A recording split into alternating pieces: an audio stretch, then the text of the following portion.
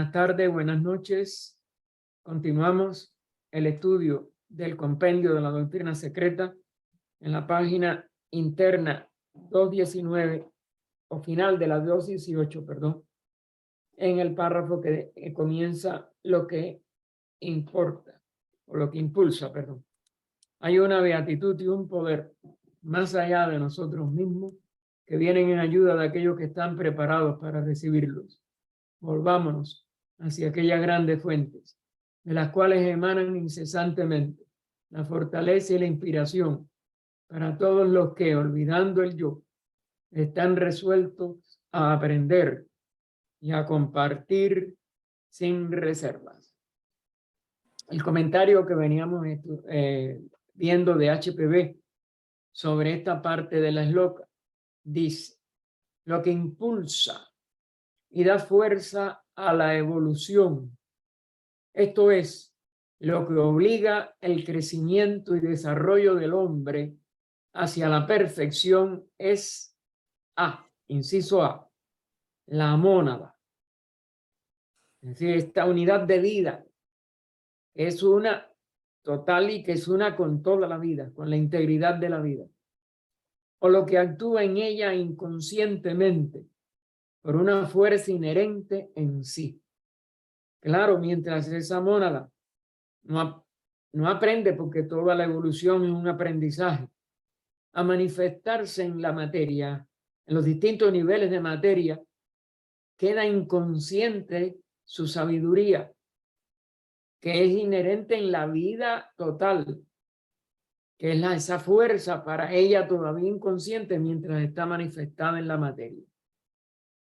Y B, es decir, lo segundo que actúa e impulsa hacia la perfección, el cuerpo astral inferior o el yo personal, porque en realidad la sede de ese yo personal radica en ese cuerpo astral inferior, no directamente en el físico lo recibe, porque el físico no tiene la energía vital, no tiene prana, lo recibe a través del cuerpo astral inferior, debido a su identidad de la mónada, con el todo fuerza, que como se ha dicho es inherente en la mónada, es todopoderosa en el plano arrupa o sin forma, es decir, en el plano ya más alto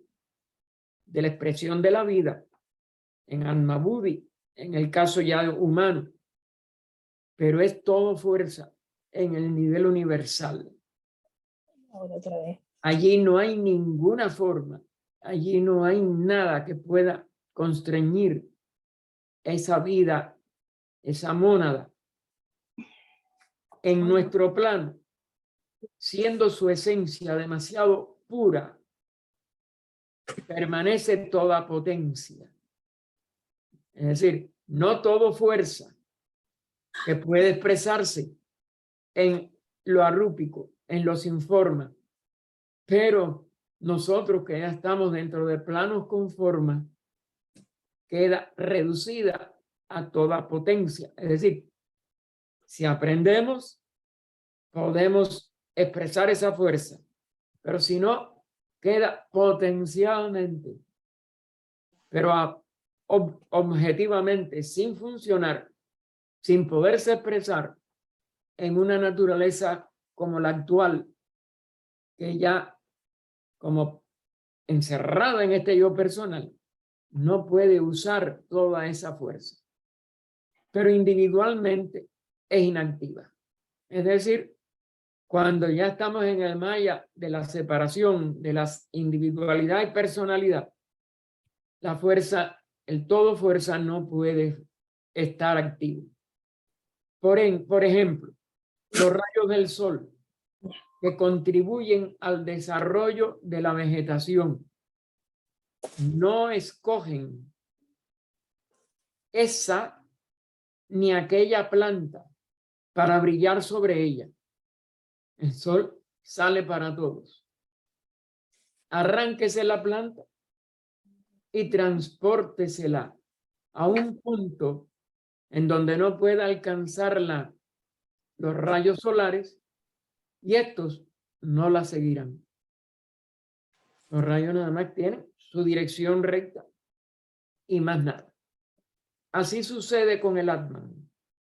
Es decir, ese principio monádico en nosotros. Por favor, si me pueden, me cierran los micrófonos, hay un micrófono abierto. Así sucede con el Atman. A menos que el yo superior o ego gravite hacia su sol, la mónada. Es decir, pueda ponerse en los rayos de esa vida una, de esa vida total. Pero ya tiene que estar capaz, ya tiene que ser capaz de gravitar, es decir, de inclinarse hacia esa mónada, hacia esa fuente de luz. El ego inferior o yo personal dominará en todos los casos. Mientras no gravitemos como yo superior hacia la mónada, hacia nuestro sol verdadero, quedaremos en todos los casos dominados en nuestro yo personal, que en estos mundos rúpicos con forma no puede expresar toda la fuerza, sino que queda reducida a toda potencia. Porque este ego con mayúscula, es decir, el verdadero, no, perdón, aquí se quedó con mayúscula, pero este es el inferior.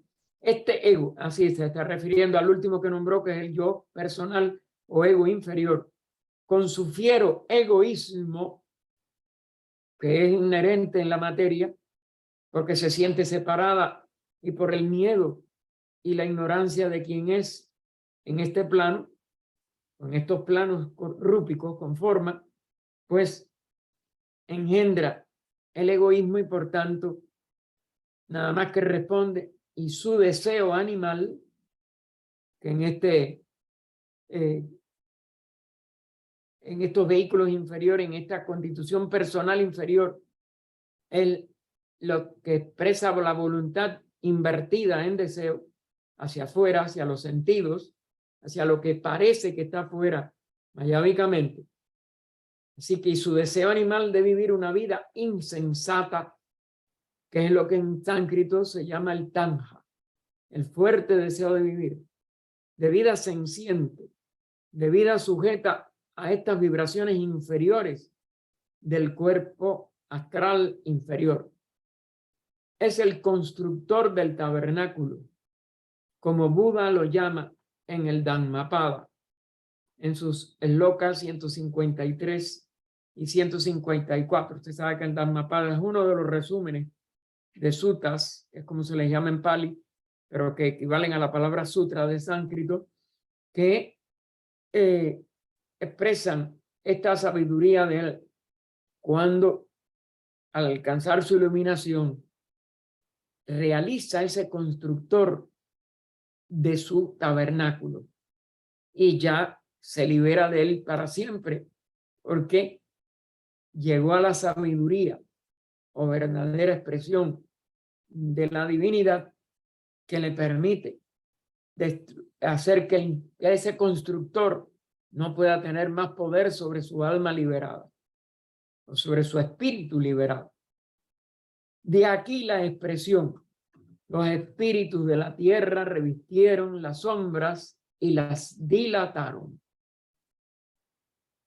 Es decir, que esa calidad de estos espíritus de la tierra, pues pudieron dilatar estas sombras, que mientras no tenemos esta realización, nos mantienen en toda esta potencialidad, pero no podemos hacer nada por nosotros mismos. A estos espíritus pertenecen temporalmente los yoes astrales humanos. Es decir, ese yo personal, mientras no alcancemos este estado de iluminación ya descrito aquí en el Buddha, en esa iluminación total de la conciencia de este gran instructor de la humanidad, pues nosotros nos quedamos presos, nos quedamos esclavos de el yo personal, del yo astral humano. Y ellos son los que construyen el tabernáculo físico del hombre. Es ese constructor del tabernáculo que solo una iluminación búdica, una iluminación de Atma Buddhi, puede eliminar, como en el caso de Gautama, para siempre, definitivamente. Es la liberación total de toda posible dependencia a lo inferior. Y ellos son los que construyen el tabernáculo físico del hombre para que la mónada y su principio consciente, manas, el principio que está por encima de kama o los deseos, moren en él. Pero mientras manas y kama estén también interdependientes, no podemos recibir la iluminación de manas a través de Atma Buddhi. Y por tanto, mana nada más que puede funcionar, porque los principios siempre funcionan al menos en una duada. Lo ideal es en 3, pero ya el 3 es un reflejo de lo superior y solamente Atma Buddhi y manas es lo que pueden hacer esta trinidad de conciencia. Manas con kama se reflejan a través de la vitalidad pránica en una triada inferior o cuaternario inferior, cuando lo vemos desde el punto de vista de los vehículos.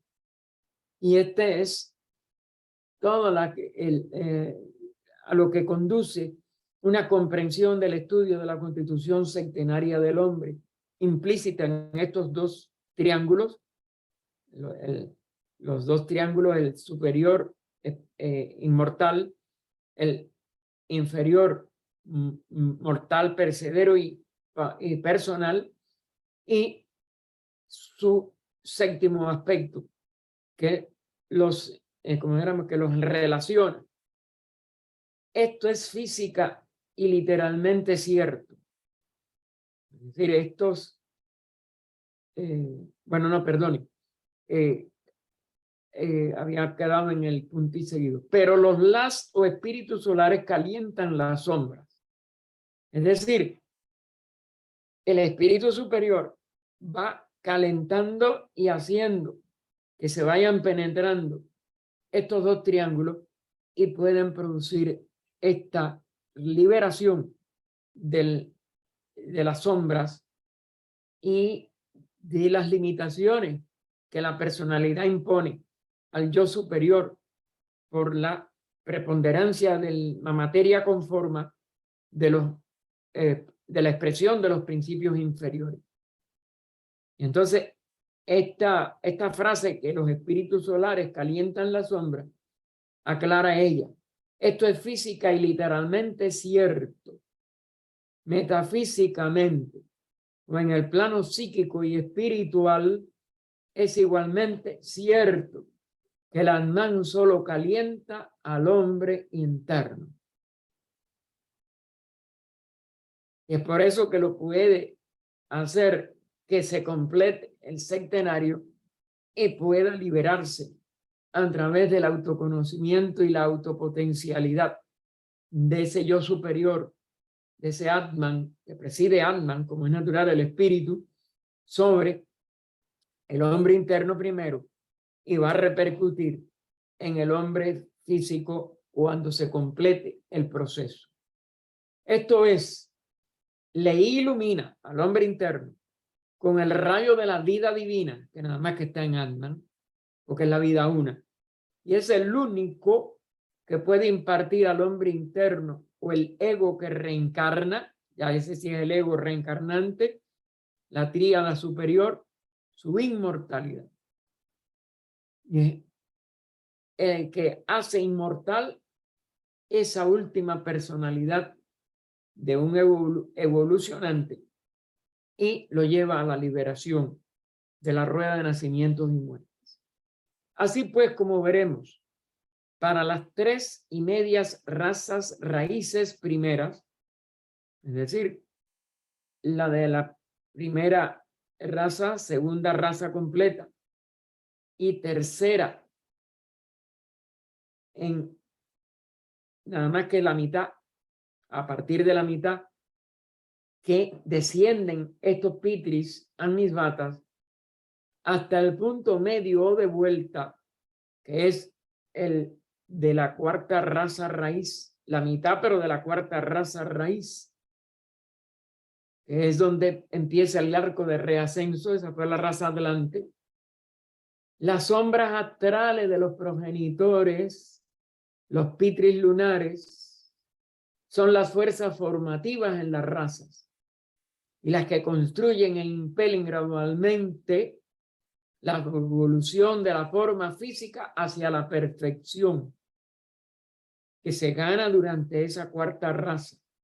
Es decir, después de 3 razas completas y la media que siguió, que es la primera mitad de la cuarta y donde se produce el máximo de descenso, y ya empieza el arco de reascenso y la evolución humana en el sentido físico va hacia la perfección, la evolución de la forma física hacia la perfección. Esto es a costa de una pérdida proporcional de espiritualidad. ¿Por qué? Porque la primera raza y segunda fueron de más sutil a menos sutil. La tercera fue de esa menor sutilidad a las verdaderas, al verdadero nivel sólido, es cuando Adán adquiere un hueso o los huesos y saca de su costilla a Eva, es decir, se produce la división en sexo, eso posibilita el inicio de la expresión de la mente, por tanto, la oportunidad de completar al ser humano. Y en la cuarta raza, a la mitad, se toca el punto más bajo de esa raza, que aunque en cierto aspecto la degenera y va a determinadas formas de precipitación, de su hundimiento, pero lleva a que ya la perfección de la forma física permita el inicio, junto con la inteligencia creciente de la raza, a partir del descenso de los pitris solares, hacia la espiritualidad, que es donde ya nosotros estamos como quinta subraza de la quinta raza raíz, adelantando a grado de sutilidad que todavía no son muy perceptibles para nosotros, pero que llevarán a una civilización totalmente distinta a todas las anteriores y sobre todo a las anteriores de este ciclo del Kali Yuga, que están se destacan por la agudeza de la división entre los seres humanos, el sentido de separatividad que ha ido aumentando y que hoy parece reinar sobre todos los demás, pero no es así. Ya hay una corriente interna de buscar la fraternidad, de buscar la unidad y hablar cada vez mayor proporción de almas humanas que aún en el medio de este ciclo todavía de una densidad aparentemente prevaleciente, va a prevalecer la sutilidad de la fraternidad, del ansia de unión y de que esa unión sea verdaderamente amorosa y superior, espiritual, no tampoco uniones forzadas como la de los dogmas religiosos, etcétera, que han estorbado la verdadera expresión espiritual en la humanidad y han llevado al decaimiento y descenso de las funciones que la religión en una época pretérita pudo impulsar, sobre todo al inicio de la quinta raza, en la edad de oro de la quinta raza, que fueron los rishis, primero divinos y después rishis humanos, que guiaron estos movimientos que de verdad religaban a la unidad a todos los seres. Así que después, desde el punto de vista de vuelta, en este sentido de este arco de recenso, el ego superior o principio que reencarna, el nous, esta era la palabra que usaban los griegos, los filósofos griegos, sobre todo Platón, el nous o mente, pero fíjense que ya una mente superior, una mente con mayúscula, el que reina sobre el ego animal, sobre nuestro ego cámico, sobre nuestro ego inferior o kamamanásico, en que la mente se degrada a la búsqueda también de lo sensual y de lo negativo, pero ya ese nous, o mente que reencarna, o mente que puede ser iluminada cuando se convierte en manas taiyasi por Budi, pues ya es lo que gobierna cuando no es arrastrado hacia abajo por este último. Es decir, ese no uso mente empieza a gobernar a través primero de la razón, después de la razón iluminada por el sentido de unidad y de amor.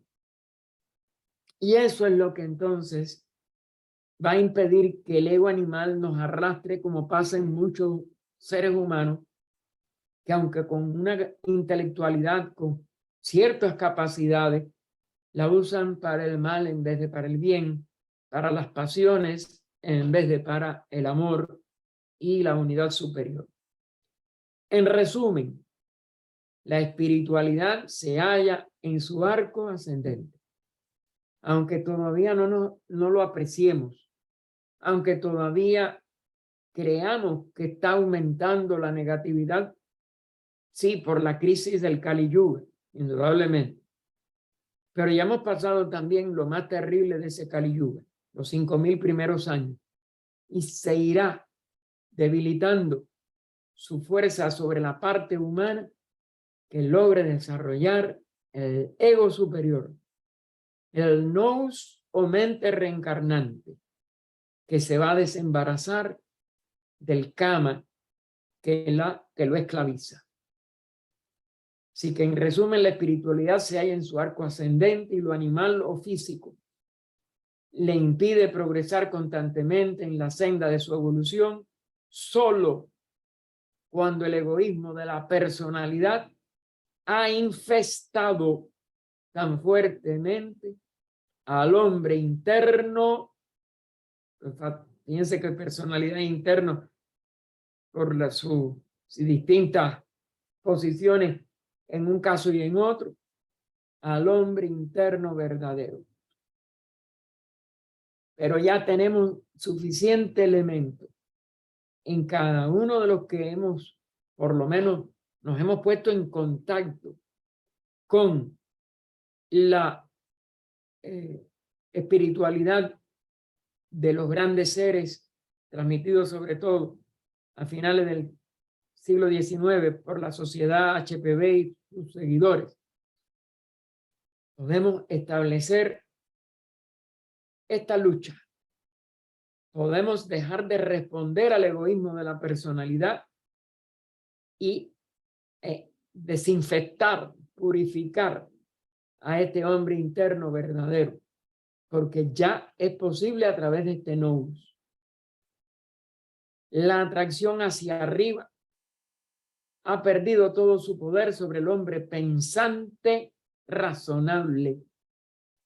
Es decir, si no nos dejamos arrastrar por el pronto de los deseos, por el pronto de una molestia cámica o de una tendencia cámica aparentemente placentera.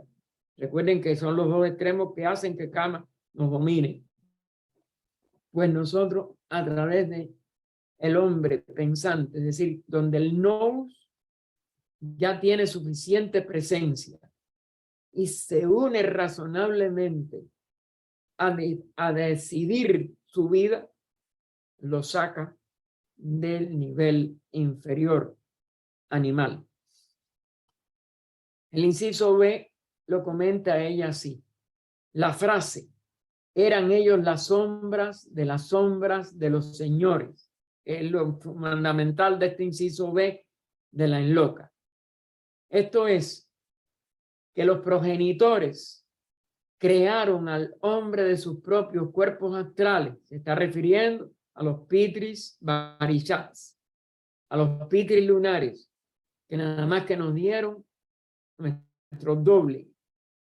Es el cuerpo astral, el cuerpo luminoso, que sirve de molde al cuerpo físico. Explica una creencia universal.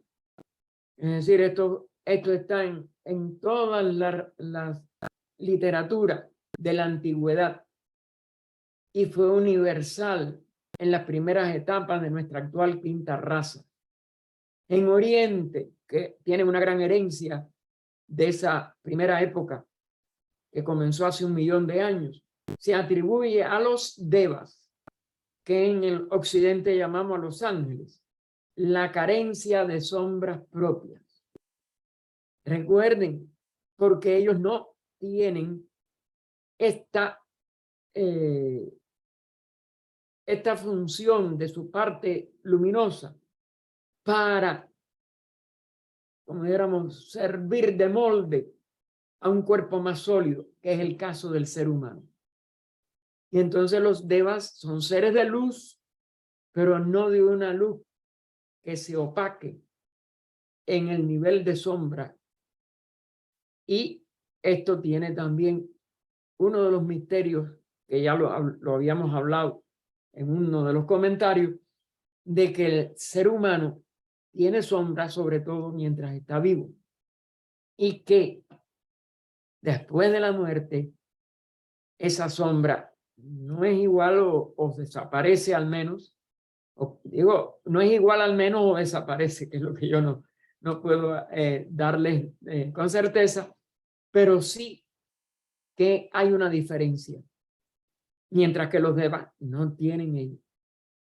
Tienen nada más que esa luz que les hace que no puedan dejar de cumplir la voluntad divina, pero por el otro lado no pueden llegar a gestar la conciencia personal, la conciencia autoconsciente del yo, que aunque tenga todos estos escollos y estorbos para nuestra evolución actual, nos permite completar la evolución integral septenaria. Mientras que los devas tendrán, los que no han sido hombres, tendrán que ser hombres, porque carecerán mientras no sean parte de un reino humano y no adquieran esa autoconciencia que es única a adquirir en el reino humano, esta necesaria cualidad de el ser liberado de los 7 reinos del cual nosotros participamos ahora del 7º, que es el humano. Y entonces cita entre comillas, los devas no arrojan sombras y este es el signo seguro de un espíritu bueno y santo. Es decir, que la verdadera santidad, que la verdadera expresión divina de un ser autorrealizado tiene la cualidad de no tener sombra. Hasta donde, repito, esto sea en la parte de un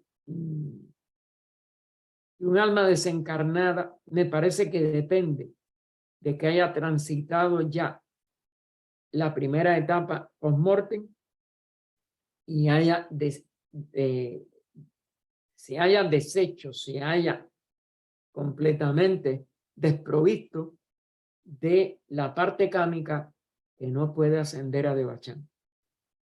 Yo creo que cuando ya lo que asciende a Devachan, que es todo bueno y santo, es cuando se puede producir esta tradición de que el ser humano desencarnado no tiene sombra. Igual que los devas que no arrojan sombra. Y lo que asciende a Devachan es la conciencia alta, dédica, vamos a decir, de la personalidad. Pero mientras la personalidad tenga toda esta mezcolanza de la mayoría de las encarnaciones humanas.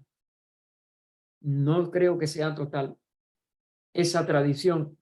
Ahora, lo que llamaban un ser santo, o lo que de la personalidad entra en Devachan, sí debe de cumplir con esta ley, porque esto debe ser expresión de una ley como es natural. No puede ser una, vamos a decir, una cosa sin causa. Es una expresión de la ley de evolución. Y los devas, como no incumplen jamás la voluntad divina, aunque no tengan voluntad propia, si no han pasado por el reino humano, pues indudablemente que sí deben de ser así y no arrojar sombra. Pero en la personalidad humana, esté encarnada o haya desencarnado, se necesita la condición de esta, ¿cómo le llaman? Reordenación de su constitución interna para desechar lo que no puede ascender a Devachan. Ahora, lo que asciende a Devachan no puede tener sombra, indudablemente. Es lo que se va a asimilar al ego inmortal. Y por tanto, no es posible que tenga sombra, de acuerdo a lo que se sabe de esta enseñanza y estas relaciones que ella pone hasta entre comillas, como es natural. Los devas no arrojan sombra. El inciso C. ¿Por qué no tenían ellos ni fuego ni agua propios? Que es lo que habla ese inciso C. Y ella nos va a dar aquí entonces esta respuesta a la pregunta. ¿Por qué? Y aquí vuelve a estar esto en relación con conocimientos de química, etcétera. Porque lo que el hidrógeno es a los elementos y gases en el plano objetivo, lo es su noumeno, es decir, su causa, en el mundo de los fenómenos mentales o subjetivos. Recuerden, todo fenómeno tiene una causa y esa causa siempre es invisible, siempre es subjetiva. El fenómeno es siempre objetivo. Esto puede estar también en relación con esto mismo que veníamos hablando, de la sombra, etc. Lo noumenal, lo que puede de verdad trabajar desde lo subjetivo, desde lo mental, desde lo espiritual, pues siempre tiene una cualidad que no lo tiene el fenómeno, la resultante, el efecto, siempre tiene que estar en el mundo de las causas, en lo que se mueve desde las causas. Y esta también es parte del principio general que tenemos que llegar a descubrir en nosotros mismos. Porque esto es, ¿cómo podemos nosotros de verdad descubrir místicamente, desde nuestro más profundo ser, quiénes somos? Porque nosotros somos números, porque somos espíritus. Y radicamos en lo subjetivo, lo verdadero nuestro. Nuestras expresiones fenoménicas de cuerpos más sutiles, psíquicos o totalmente densos o físicos, ya son fenómenos y efectos. Así que lo es su número en el mundo de los fenómenos mentales o subjetivos, dado que su naturaleza trina latente, recuerden lo que estábamos hablando anteriormente, ningún principio puede actuar solo, empieza a manifestarse como una duada, pero su expresión plena es siempre una trinidad.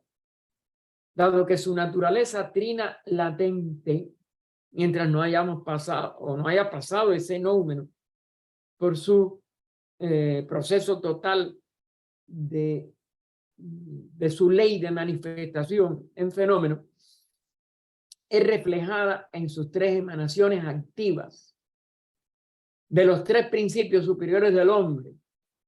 Es decir, de ese espíritu hay una expresión trina, como del logos hay una expresión de triple logos. Así, la trina latente del ser humano es reflejada en sus tres emanaciones activas, los tres principios superiores del hombre, a saber, espíritu, alma y mente, o Atma Buddhimanas. Espíritu es el verdadero Atma. Su vehículo o alma es Buddhi. Y Manas es lo que sería su verdadera acción en el nivel de su primera Trinidad. Es la base espiritual y también la material humana.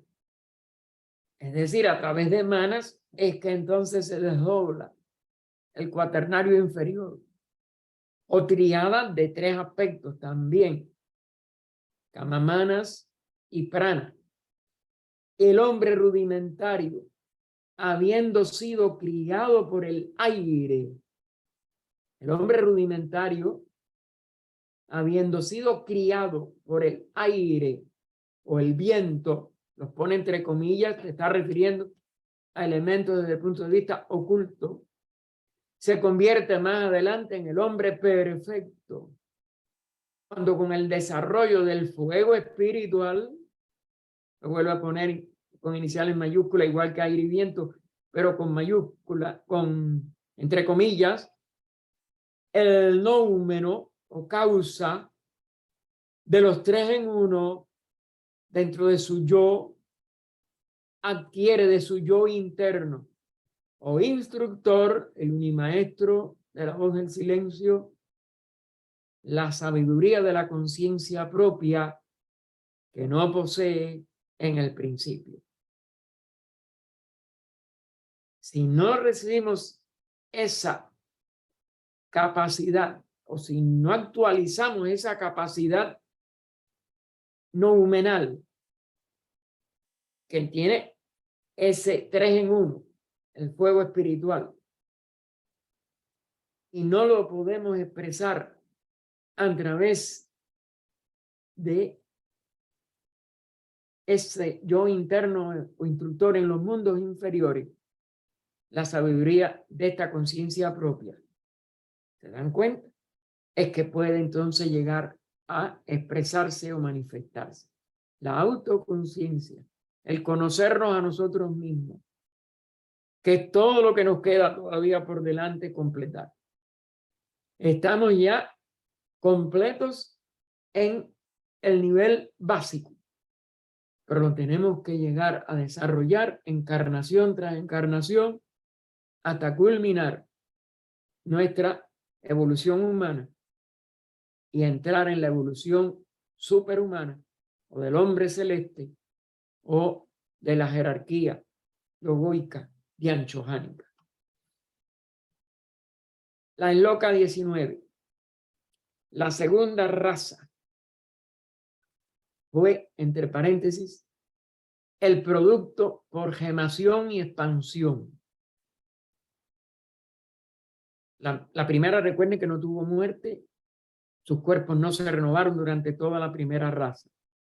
Pero ya la segunda, que va a irse densificando, tiene que expresar vehículos más densos, pero también ya mortales. Pero lo hace por ella misma.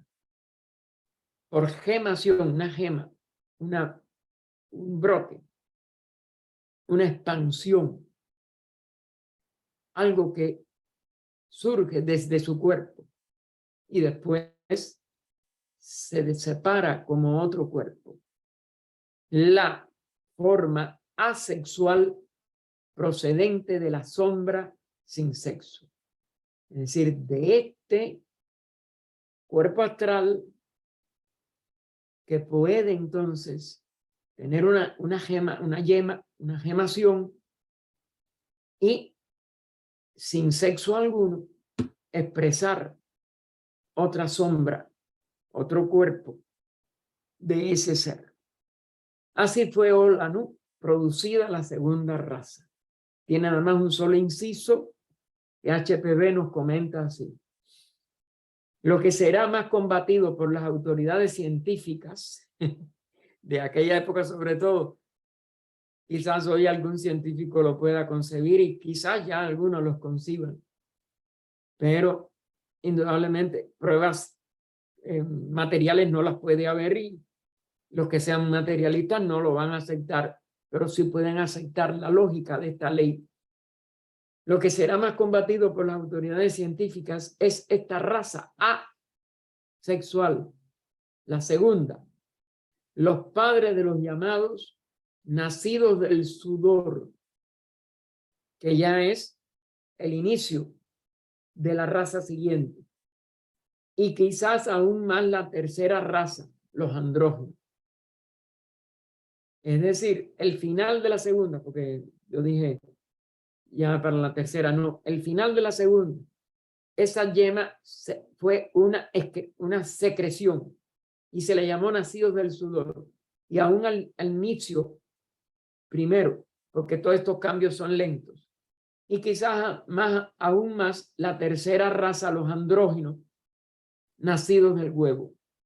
Ya allí hay, aún antes de tener huesos, de tener tanta densidad, ya los cuerpos empiezan a tener dos funciones dentro del cuerpo, aquel que llega a ser hermafrodita, pero todavía, todos esos fueron pasos lentos en que hay una polaridad interna que ya funciona y hace un huevo. Y da origen a que cuando ese huevo está maduro, salga un nuevo cuerpo de la misma densidad más o menos, ya física, pero no con sólidos, aéreo, líquida, etcétera, primero, después se fue densificando más y más hasta que ya con los huesos es que entonces esos dos órganos maduran hacia afuera como dos seres de sexos distintos, que es como sigue siendo y viene la etapa mamífera, ¿no? Ya no sale un ser adulto del huevo, que al principio salía igual que sale en las gallinas y otras aves, sino que es un ser todavía indefenso que requiere de la nutrición de su madre, del cuidado de la madre y a veces del padre que ayuda para poder sobrevivir. Así que no se niega que al principio de la evolución física ha debido haber procesos en la naturaleza, como por ejemplo el de generación espontánea, ahora extinguido, que se repiten en otras formas, que es esa gemación primera y después el nacidos del sudor y ya después nacidos del huevo. Pero ya ahí sí, eso ya no es asexual, es hermafrodita o bisexual interno. Así se nos dice que la investigación microscópica demuestra la impermanencia de cualquier modo particular de reproducir la vida, pues nos hace ver que el mismo organismo, como se ha visto sobre todo a través del microscopio, en un organismo ya mucho más desarrollado, puede pasar por varias metamorfosis en el curso de su ciclo de vida, en algunas de las cuales puede ser sexual y en otras asexual. Esto es, puede reproducirse alternativamente por la cooperación de dos seres del sexo opuesto y también por fisura o por gemación de un ser solo que no tenga sexo. Aquí hay una llamada. Esto ya había sido publicado. Véase Ciencia Moderna y Pensamiento Moderno de Line en la página 90. Es decir, fíjense como ya había científicos que sin llegar a tener todas estas enseñanzas que HPV recibió de la fraternidad de adeptos, en que están todas estas posibilidades y que esas posibilidades en cierto nivel microscópico se pueden presentar o repetir o reflejar en seres actuales, sobre todo en sus procesos de gestación, etcétera, pues nos da de que esto es una expresión de la ley de cómo de lo más sutil a menos sutil y a la densidad ya física compatible con los conceptos actuales de densidades de cuerpo, del sólido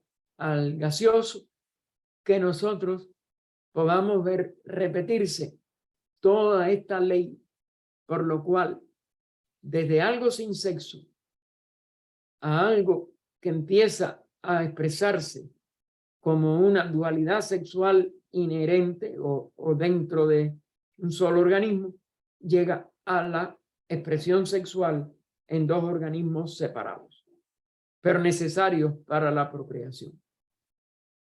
Gemación, es decir, una yema, una gema, es la misma palabra usada en la estancia. ¿Cómo podían los chayas? Recuerden que chayas es sombra, que son esos moldes que dieron los Pitris Barishats, reproducirse de otro modo. Esto es procrear la segunda raza, siendo etéreos, asexuales y hasta desprovistos todavía del vehículo de deseos que es necesario para que los dos organismos se puedan unir. Porque también se tuvo que ir activando aspectos de la constitución humana para que ese proceso pudiera reflejarse en el nivel más denso que es el de este plano físico. Y de la densidad ya física de la segunda a la tercera raza. Pero en la primera eso era imposible. Y era imposible que pudiera descender la expresión de lo que es hoy en nosotros el kama o el deseo. Nada más que existía la voluntad expresada en esa sutilidad de la primera raza. Empiezan los cambios en la segunda a la tercera, que es donde entonces después se completa por el tercer aspecto, la mente, la Trinidad que se refleja en la humanidad. ¿Cómo podían estos chayas reproducirse de otro modo? Esto es procrear la segunda raza siendo etéreos asexuales y hasta desprovistos todavía del vehículo de deseo o kamarrupa, que se desarrolló solo en la tercera raza. Es decir, kama no llega a expresarse nada más que en la tercera. Y por eso pueden tener esa, al llegar al nivel de huesos, de una raza con huesos, la separación de dos vehículos que entonces tienen que desearse para poder mantener la procreación. Ellos produjeron la segunda raza inconscientemente, como lo hacen algunas plantas. O quizás como la ameba, que ya es uno de los animales unicelulares, vamos a decir. Solo que en una escala más etérea. Claro, la segunda raza reprodujo las condiciones de la segunda ronda. Te recuerden también que nuestra cuarta ronda es una ronda excepcional y diferente a todas las anteriores y lo será con respecto a todas las posteriores. Por su la máxima densidad, que no repiten ninguna de las tres precedentes ni ninguna de las tres subsiguientes rondas de nuestra cadena, que tiene 7 rondas. Así que ellos produjeron la segunda raza inconscientemente, es decir, por un impulso de la ley de evolución, como lo hacen algunas plantas, o quizás como la ameba, solo que en una escala más etérea, más imponente y mayor. Claro, porque la ameba es mucho más sólida que lo que fue la segunda raza. Si ciertamente las células microscópicas son consideradas por la ciencia física como seres vivos independientes, precisamente como el ocultismo considera las vidas ígneas, y lo pone entre comillas y con iniciales mayúsculas, porque es parte de la fraseología de las estancias de antropogénesis. no hay dificultad en concebir el proceso primitivo de la procreación. Es decir, cómo fue desde lo más, como dijéramos, unido, un solo vehículo o hasta una sola célula, puede ella misma, por una protuberancia de sí misma, independizar el nuevo cuerpo en el principio de la segunda raza. Y puede, por tanto, llevarlo a los nacidos del sudor cuando esa protuberancia se vuelve una exudación de un líquido que después se solidifica. E igual, ya después, dentro de ella, es una formación de lo que llamamos un huevo, que también se solidifica hasta el punto de poder hacer nacer la otra criatura, pero sin llegar todavía al hombre con huesos, a la humanidad con huesos. Considérense las primeras etapas del desarrollo de una célula germen. Cualquiera que estudiemos con un microscopio. Su núcleo crece, cambia y forma un doble cono o huso en esta forma, como un doble triángulo, dentro de la célula. Es decir, el núcleo dentro de la célula. Este huso se aproxima a la superficie de la célula y una mitad de él es expelida en forma de lo que se llaman las células polares. Es decir, es como van a un extremo, que es lo que llamamos en el caso de un planeta los polos, ¿no? Y entonces estas células polares mueren entonces en un sentido figurado, y el embrión se desarrolla del crecimiento y segmentación del resto del núcleo, que es alimentado por la sustancia de la célula, porque lo que salió en ese extremo tiene una cantidad de resto de la célula y una parte, un triángulo, vamos a decir, de ese núcleo.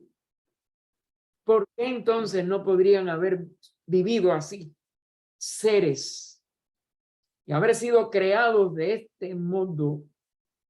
Enfatiza este proceso que es muy parecido al de una célula en el principio mismo de la evolución humana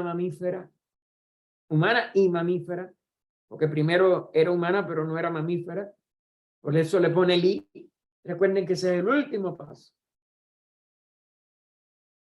Y ya es a mitad de la tercera raza, ni aún al inicio. Es decir, que todo este proceso se va no solo densificando, sino haciendo más complejo y involucrando más aspectos del organismo anterior.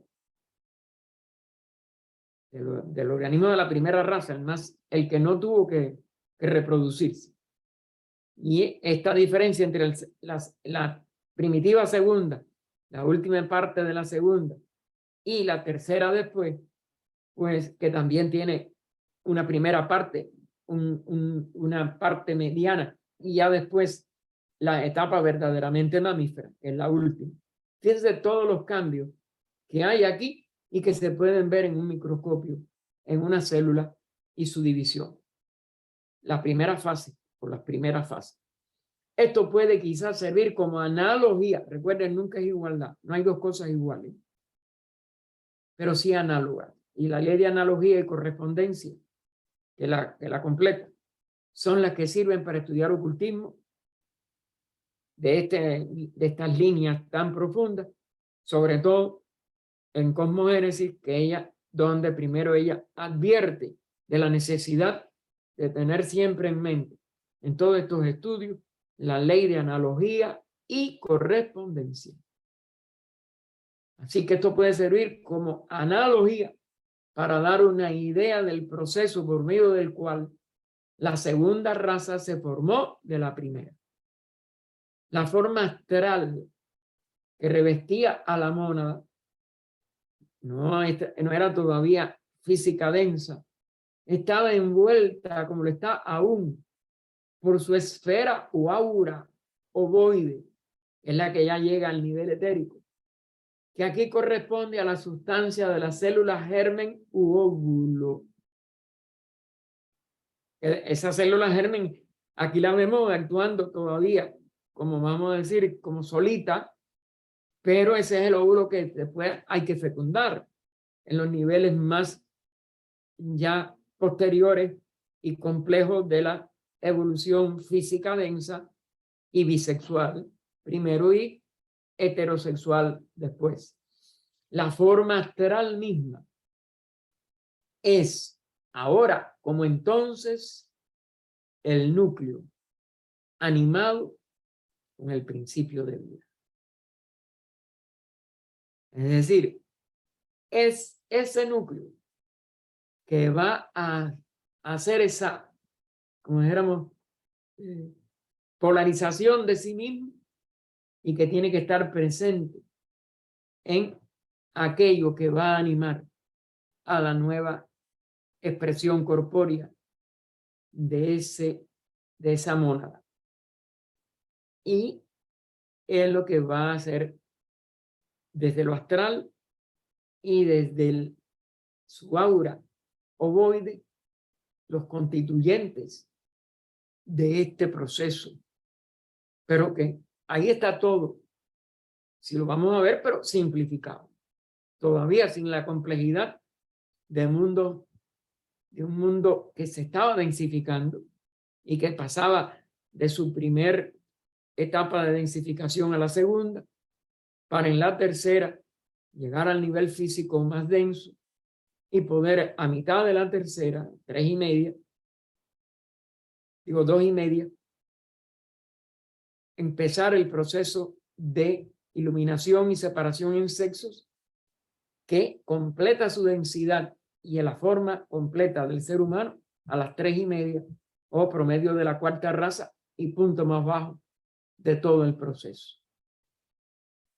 Cuando llega la época de la reproducción, la subastral, ya está por debajo de lo astral, está en un nivel etérico, expele una miniatura de sí mismo del huevo del aura envolvente. Este germen crece y se alimenta del aura. El aura aquí es el que sustituye después a la madre mamífera hasta que se desarrolla por completo. Y entonces se separa gradualmente de su padre, llevándose consigo su propia esfera de aura. Porque nada puede subsistir aparte de otro si no tiene este enlace con los principios superiores, con la vida superior, aunque todavía no puede expresarla. Y por eso se lleva su aura, su esfera de aura. Y eso sí no lo vamos a ver en ningún microscopio de ninguna célula que se divida. La analogía con las células polares parece confirmarse, toda vez que la muerte de ellas correspondería ahora al cambio introducido por la separación de los sexos. Cuando la gestación in útero, es decir, dentro del cuerpo de la madre, esto es dentro de la célula, en esa etapa primitiva, se convirtió en regla general. Es decir, que fueron pasos a lo que conocemos ahora ya en un nivel de complejidad extraordinario. Y en estos niveles de la primera a segunda raza y después a la tercera, en niveles que iban de lo simple a lo más complejo.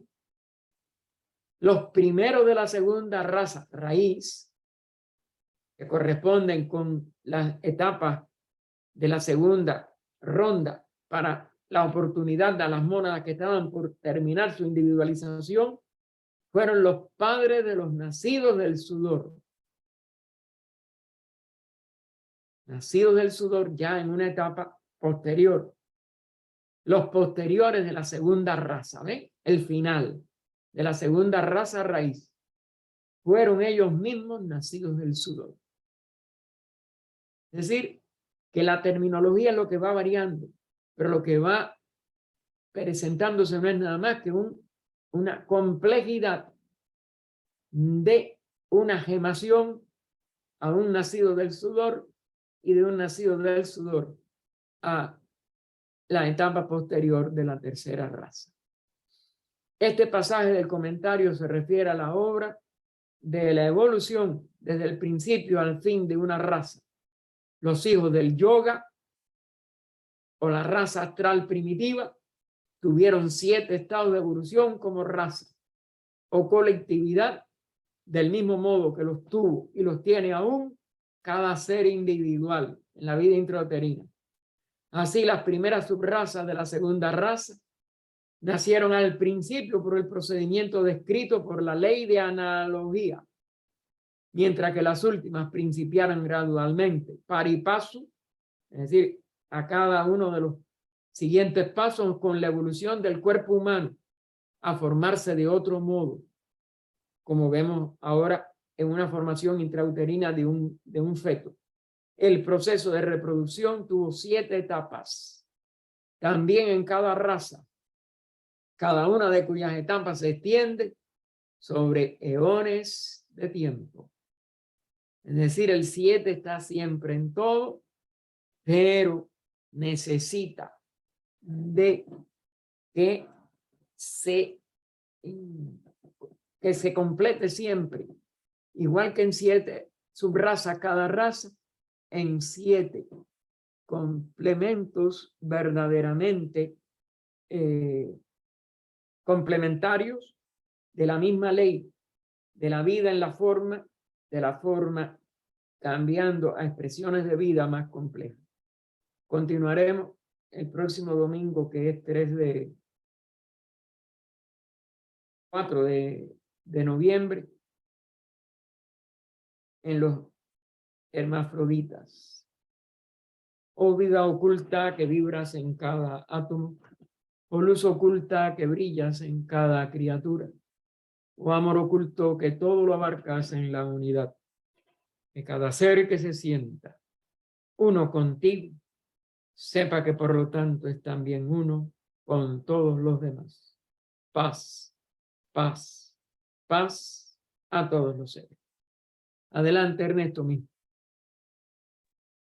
Sí, hermano, en esta parte donde dice que la sombra, dice el inciso B, los devas no arrojan sombras y este es el signo seguro de un espíritu bueno y santo. Bueno, esos devas están entre nosotros, que así se identifican, que no arrojan sombras, es lo que quiere decir aquí más o menos. Bueno, no, mira, devas es todo el reino que llamamos en la religión cristiana y en la judaica el reino angélico, que es un reino paralelo a la evolución humana. Algunos han pasado por la evolución humana, otros no.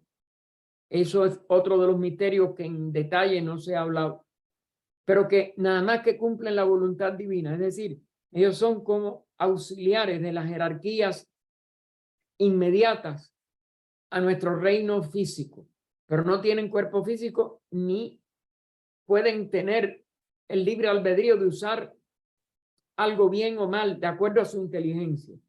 Ellos nada más que reciben, como si dijéramos, el impulso divino de logoico como jerarquía, como una hueste, que también se le da, pero es una hueste jerárquica, porque tienen por eso arcángeles, es decir, hay 7 órdenes que llegan a 9, no me acuerdo por qué subdivisión, pero en realidad ahí también está un número 7.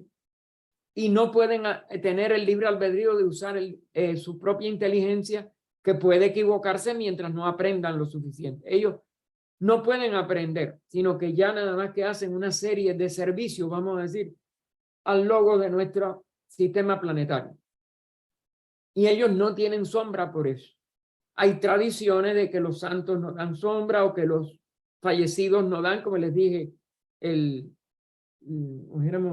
la experiencia que tuvo un teósofo cuando hizo un ejercicio que no iba a haber hecho, mas nunca lo hizo, y decía, que lo llevaban porque era un muerto, le dice al otro, no, si tiene sombra, etc. Eso es una tradición que los fantasmas de seres humanos, como creen los espiritistas, no pueden producir sombra. Pero eso también no es, para mi entender así, sino es ya un alma que va a entrar en Devachan y se ha despojado de su parte cámica, que no puede ascender a Devachan, que es, como si dijéramos, la tercera etapa de la vida post-mortem. La primera es que todavía el doble etérico no se ha desintegrado. Por tanto, está también ahí una sombra. Y después es que se entra en un periodo de lucha entre lo que puede ascender hacia el Devachan y la parte personal, que está nada más que basada en el egoísmo y en cosas negativas o en errores. Eso se tiene que separar porque no puede entrar a Devachan. Aún la mente mal usada, que es uno de los peligros de la encarnación, usar mal la mente. Y entonces tiene el ser humano que esperar a ese final. Casi siempre se le llama, que se explica por los maestros en una carta, en la 16 creo que es, que se queda la conciencia en un estado de sopor o un sueño predevachánico hasta que esa división entre lo que puede ascender a Devachan y lo que no puede ascender se completa.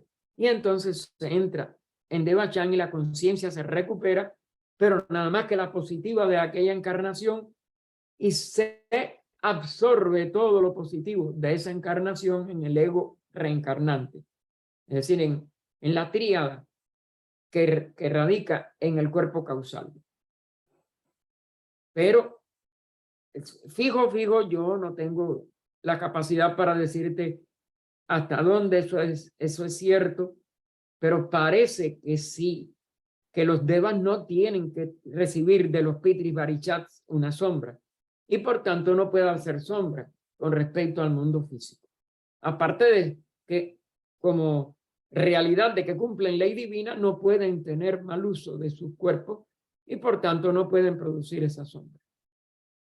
Es hasta donde te puedo, como dijéramos, razonar por la información que hay. No creo que esto tampoco sea producto de una enseñanza que se haya dado sin verlo. ¿Algo más, mismo? En la Loca 19 dice, no se niega que al principio la evolución física ha debido haber procesos de naturaleza, como por ejemplo el de la generación espontánea, ahora extinguido, que se repite en otras formas.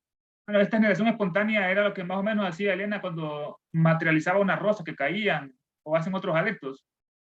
No, eso no es una generación. Generación es de un organismo que va a expresar vida. Cualquier fenómeno de tipo ocultista o de tipo que aparenta surgir algo de la nada, no es nada más que dos posibilidades.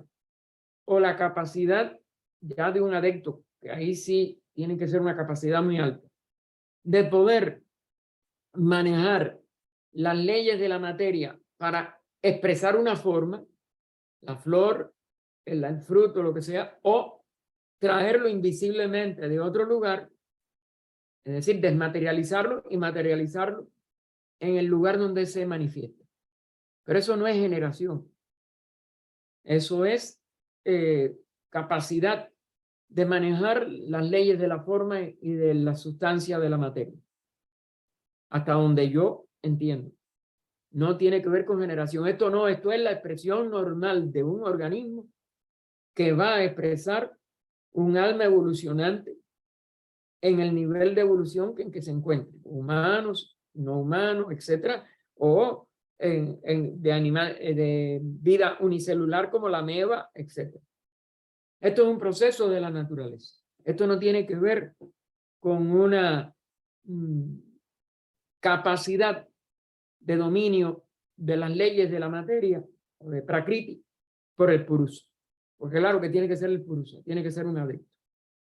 O alguien muy cercano al adictado, por ejemplo, el caso de HPV, que no sabemos su verdadera evolución, pero que sí había recibido instrucciones de los adictos. Pero ella nunca manifestó un ser humano que naciera o se expresara como vivo. Son objetos, ya sean producto del reino vegetal, o no creo que ni del animal. Creo que ni del animal nunca se expresan por estos seres. Pueden traer quizás, no sé, no se puede desmaterializar un ser vivo. No. Ahora me acuerdo. O hay un proceso por el cual lo hacen invisible hasta un momento y después se hace visible pero estaba ahí. La invisibilidad no es generación tampoco. Un ser humano o un ser del reino animal o una misma planta. Los faquires pueden coger una semilla, plantarla y, vamos a decir, imprimirle una velocidad a su germinación para que el arbolito crezca y hasta dé fruto delante de la gente.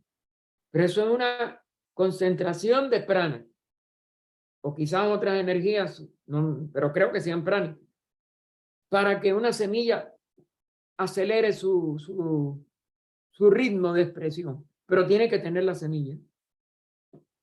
Si no, ningún ser vivo se puede generar en base exclusivamente a poder interno. ¿Algo más? Gracias, hermano. Adelante, Dani. Buenas tardes a todos. Buenas tardes. Una pregunta, Gaspar. Dime. Los ángeles protectores invisibles, que Lee Bitters se refiere tanto y hablamos tanto con Lee Bitters sobre eso, ¿dónde caen? ¿En qué grupo? ¿Dónde se encuentran? ¿Tienen luz, tienen sombra, mejor dicho, o son ángeles que no tienen sombras? No, mira, el término religioso puede abarcar dos niveles. El de una forma mental de protección, que se trata de objetivar para adscribir por un tipo de ceremonia a un enfermo, pero no es en sí un ángel, sino que es una forma mental y emotiva de protección. O es un miembro de alguna de las órdenes estas angélicas, que hay algunas que se dedican a canalizar energías vitales, es decir, energías pránicas, etcétera, para ayudar a los enfermos. Está también como si dijéramos, el propósito de que protejan a un país, pero todo eso son miembros del reino angélico y parece que no pueden tener sombra. Yo digo parece hasta donde conozco, porque cumplen voluntad divina, aunque a veces, como si dijéramos, a través de buena voluntad de líneas religiosas, para que puedan hacerlo. Es lo que hacemos en el servicio de curación de la Orden Teosófica de Servicio. Tratamos que el reino angélico responda a nuestra buena voluntad de que canalicen nuestros buenos pensamientos, buenos sentimientos, buenos deseos hacia seres humanos que están enfermos, a que puedan acelerar o vamos a decir, o concentrar mejor nuestra buena voluntad para ayudar a la sanación de estos enfermos. Pero eso está en relación con la ley kármica y ellos no la pueden violar tampoco ni nada. Son una hueste jerárquica de una evolución paralela al reino humano. No tienen cuerpo físico, no pueden, repito, usar una inteligencia propia que les pueda llevar, por tanto, a producir fenómenos contrarios a la ley, y nada más que eso. el ser humano es el que puede, si dijéramos, usar su buena voluntad para poner a disposición de la energía que estos ángeles puedan usar para concentrar mejor el propósito de curar y ayudar a la curación de otros seres. Entonces ellos no tuvieron evolución física. No. Si tuvieron evolución física, porque busca, hay una parte que sí, espérate, busca fundamentos de teosofía del señor Jinarayadasa y tiene unos cuadros sinópticos sobre estas evoluciones de los distintos reinos. Algunos han tenido evolución física hasta las aves, etcétera, pero allí no hay igual, no hay conciencia personal propia o autoconciencia y por tanto no pudieron hacer mal ni bien. Los animales siguen el impulso del instinto evolutivo y el ser humano es el que a veces les, vamos a decir, les enturbia o les ensucia su cama y es por eso que los convertimos en fieras. Pero la fiera siempre tiene vamos a decir, un ingrediente dado por maldad. Y la maldad nada más que existe en la mente humana. Y eso está en, ¿cómo se llama? Bueno, no me acuerdo ahora en el libro del profeta Isaías, pero no me recuerdo ahora capítulo y versículo, en que dice, habla de que el lobo pastará al lado de la oveja, pastará, un lobo no pasta. El león pastará al lado de la oveja, el lobo al lado de no sé qué otro. Es decir, que pone como amigos y todos comiendo, ¿cómo se llama? Hierba, etcétera, no como animales depredadores que son el león, el lobo, etcétera. Los pone no solo como amigos, sino alimentándose igual del reino vegetal. Y entonces, si todo esto sucederá, lo pone como una profecía. Todo esto sucederá cuando no haya ningún daño en todo mi santo monte. Esa es una forma alegórica de hablar de la tierra. Luego, si el ser humano cambiara, ese espectáculo idílico sería así. Y hay teósofos, creo que entre ellos el mismo señor Jinarayadasa, que han hablado que eso será un futuro de la humanidad. Si el ser humano deja de odiar, deja de violar el mal uso que hace de la mente, deja de hacerlo con una mente de unidad dispositiva y una nueva elevación de toda la humanidad, elevará al reino animal hacia una indañabilidad como la que se ven en los animales nobles o animales que se alimentan de pastos y de el reino vegetal en general. Gaspar, Magali, hay otra cita en la Biblia que tiene algo similar que dice que la paz reinará cuando el león y el cordero puedan dormir juntos. Algo así también, no sé si se refiere a la similar a la que usted acaba de decir. Bueno, No sé si... yo me sé de Isaías y aparece, los que lean en inglés, apareció un artículo que Idarmi, yo conocí a Idarmi a través de Rada y siempre las tengo las dos en la mente.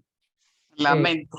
Sí, en el 97 las conocí a las dos allá en Adiaga. Gaspar es Isaías 65:25. Es Isaías 65:25.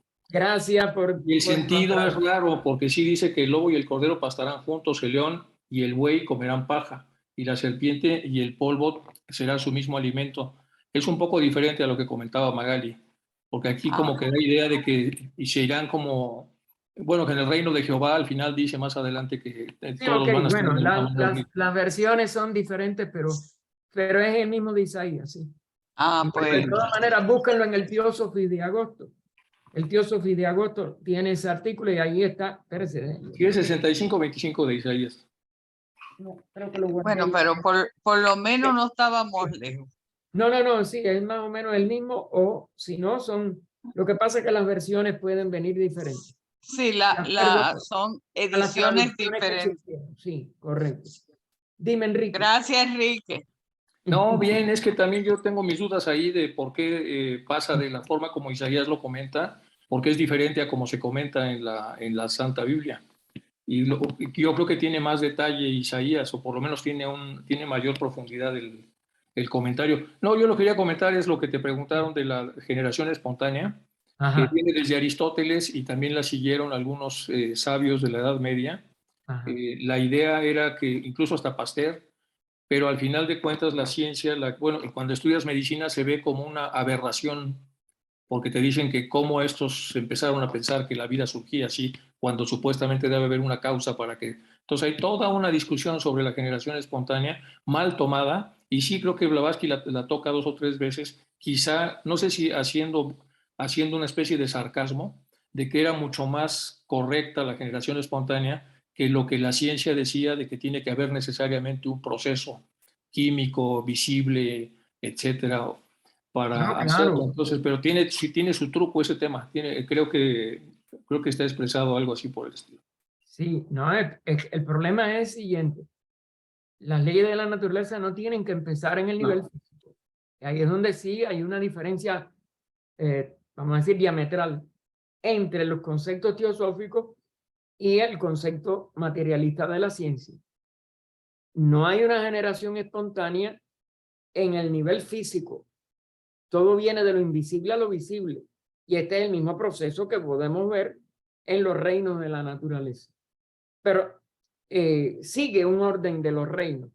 No es tampoco que un ser humano con su mente o con un poder oculto pueda variar toda vamos a decir, la escala, que los 7 reinos vienen de los 3 reinos elementales al reino mineral, vegetal, animal. Es decir, que ahí hay siempre una vida ya dentro, que va dando pasos a través de los 7 reinos.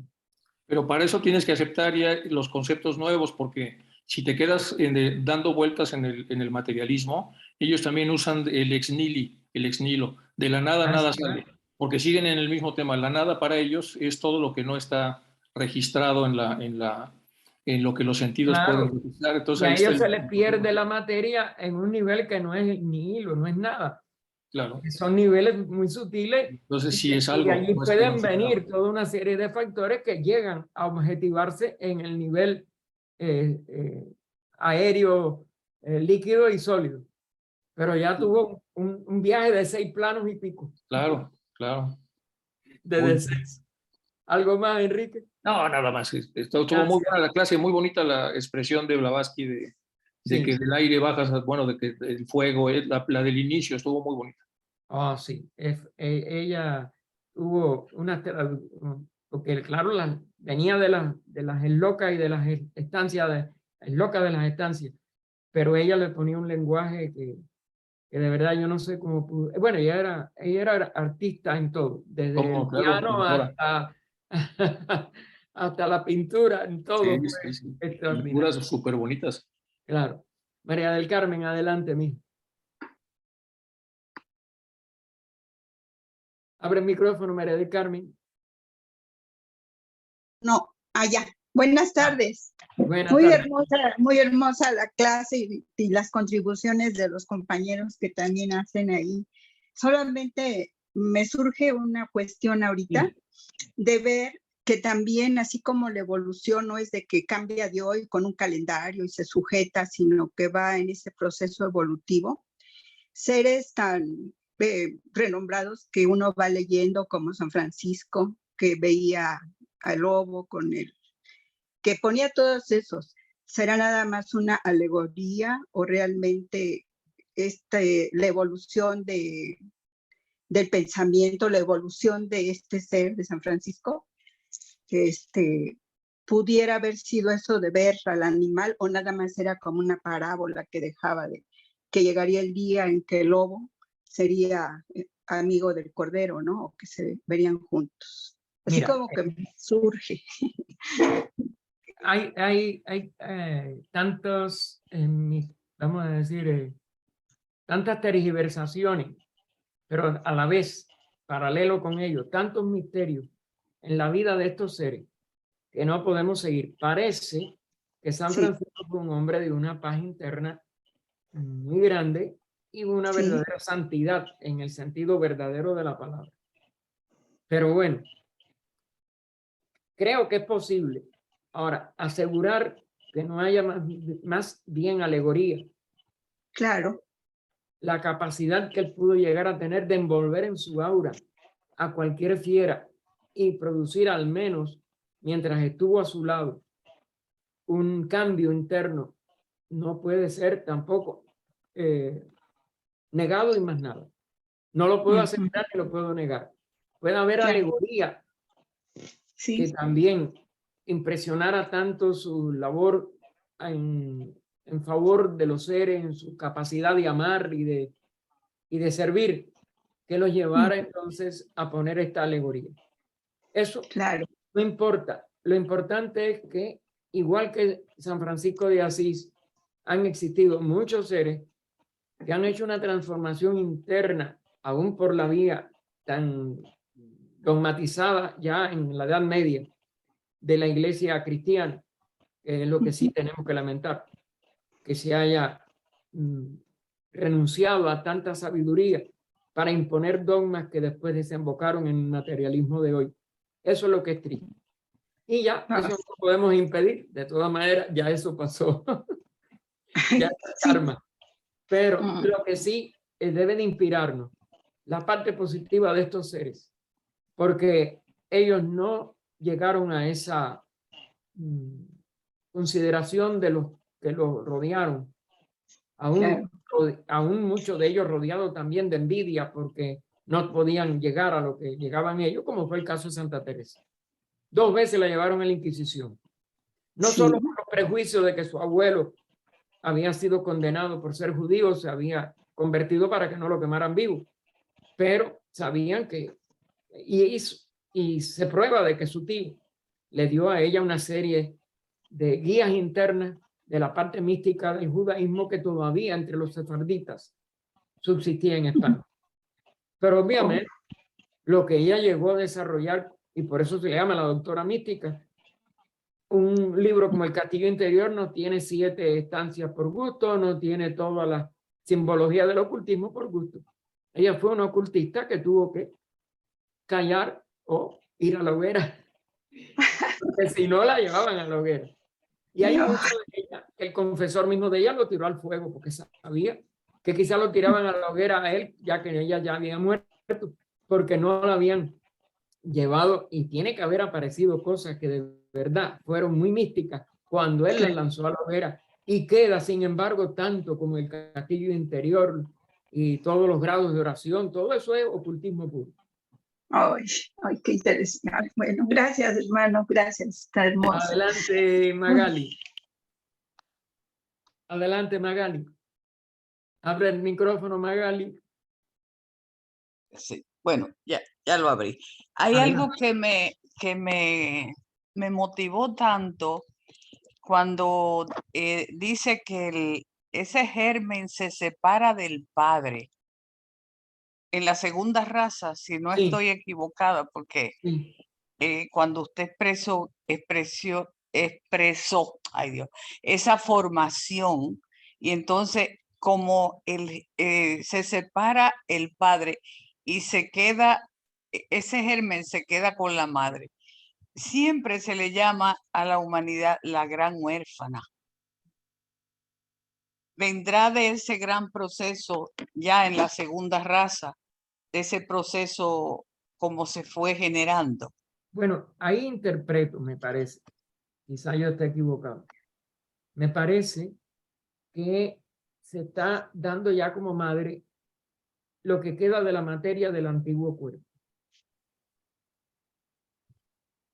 Porque siempre se ha simbolizado, porque ahí no hay sexo, No, yo lo sé. ahí no puede haber sexo. Aquí lo que creo que hay un simbolismo.